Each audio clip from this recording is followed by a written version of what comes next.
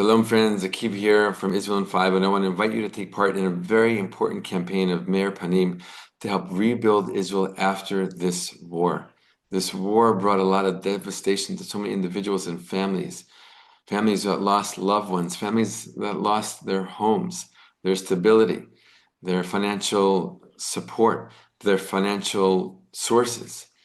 And Meir Panim is taking a leading role in Israel today to make sure that those who were hit the hardest during this war have the support, the love, the food, the financial resources in order to move forward, go on and rebuild their lives. But Meir Panim can only do it with your help. You can go to Israel5.org/donate and make a donation. That could be a one-time donation. It could be a monthly donation. And know that all of your money will go to help support the multiple programs of Meir Panim that are helping to rebuild Israel after the war. Whether they're the markets that over 10,000 families every single week go to get fresh produce, fruits and vegetables to bring home, or the tons of people that visit their centers throughout the country to get a hot meal every single day. Or it's going to literally rebuild damaged or destroyed homes and bomb shelters throughout the country. Meir Panim sees the need and it is doing something about it, but they can only do it with your help, with your support. Right? If you want to help rebuild Israel after this very unique and challenging time, you can do so by going to Israel5.org/donate, or click on the link below and make a donation and help Meir Panim help Israel. Right? Help Israel directly through your donation to Meir Panim. And as a thank you, Meir Panim will send you a special medallion that on one side has a picture of the Western Wall and has a quote that says, "I helped fight poverty in Israel."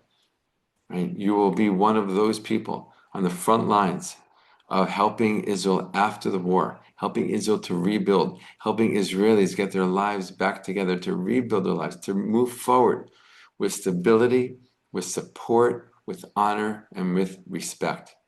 Right? Again, your donation will go to fund and to help Meir Panim continue its multiple programs around the country to help those most in need during this very, very unique and challenging time. Again, you can go to Israel5.org/donate to make a donation and to make a difference. Thank you so much, my friends. All the best and be well. Israel has many unique and beautiful natural landscapes, including the Ramon crater. Let's explore that and many others. Shalom, my friends. This is Akiva Gersh with Israel in 5, where we give you everything Israel in 5 minutes. Please like and subscribe. If you have any questions, want to keep the conversation going, please do so below in the comments. If and when you come to Israel and you drive south into the middle of the Negev desert, the vast desert that covers over half of Israel's size, you will eventually come up to a little cute town called Makhtesh Ramon that literally sits on the edge of this massive, massive crater. The truth is, don't call it a crater because it's not a crater. It was not formed from some huge meteor from outer space landing on Earth many, many thousands of years ago. It looks like that, and it's massive, but it's actually called the Makhtesh. Makhtesh is a Hebrew word, and the geological term for such a phenomenon is Makhtesh. Why? Why does the International Geological community use a Hebrew word for such a natural phenomenon? Because it really only exists in Israel. These things called Makhteshim, again, which people call craters by accident, erroneously, only exist in Israel and the Sinai Desert. There's about 7 of them of different sizes.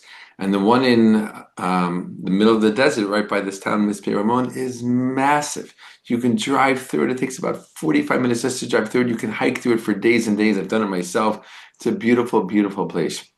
And it was basically formed by erosion and water. Right? It used to be a huge mountain of many different kinds of layers of rock. And over time, water got in, cracked it, and water basically cleared out the lower, softer layers of rocks, leaving a harder outer shell. But when that harder outer shell had nothing to hold it up anymore, it collapsed.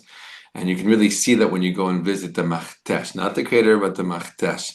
Right, Makhtesh Ramon, as we call it here in Hebrew. And that's one of the many beautiful things that you can see in the nature of Israel.